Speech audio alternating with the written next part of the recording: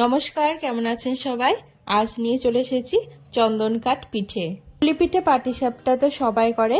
চলুন এরকম মজাদার রেসিপি চন্দন কাঠ পিঠে আপনাদের সঙ্গে শেয়ার করি। প্রথমে 1 লিটার দুধে 500 আতপ চালের গুঁড়ো দিয়ে মিশিয়ে নিতে হবে। আতপ চালের গুঁড়োটা দুধের সাথে এমনভাবে মেশাতে হবে কোনো লাম্পস বা গোটা না থেকে যায়।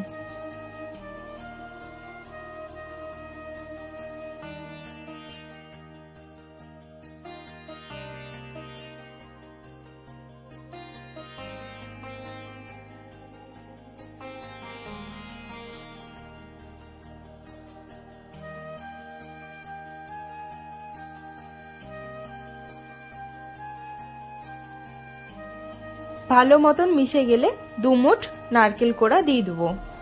দিয়ে আবারও সব একসাথে মিশিয়ে নেব। এবার গ্যাসের ফ্লেম আস্তে দিয়ে এবার ক্রমশ নেড়ে যেতে হবে যেন নিচে গোটা না পেকে যায়। আস্তে আস্তে ঘন হয়ে গেছে, এবার পাক হয়ে আসছে। এই পর্যায়ে 200 গ্রাম মেওয়া দিয়ে দিতে হবে। দিয়ে আবারও নেড়ে চেড়ে মিশিয়ে নিতে হবে।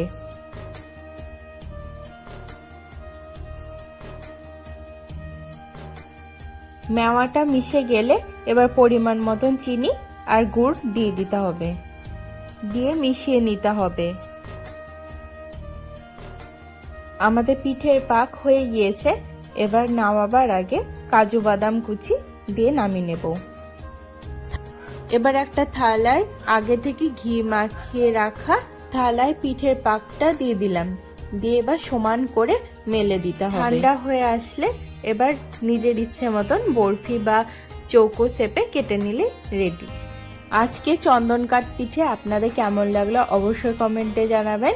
সাবস্ক্রাইব করে পাশে থাকবেন। ফেসবুক থেকে দেখলে ফলো করে দিবেন। লাইক শেয়ার করতে ভুলবেন না। ভালো থাকবেন, সুস্থ থাকবেন।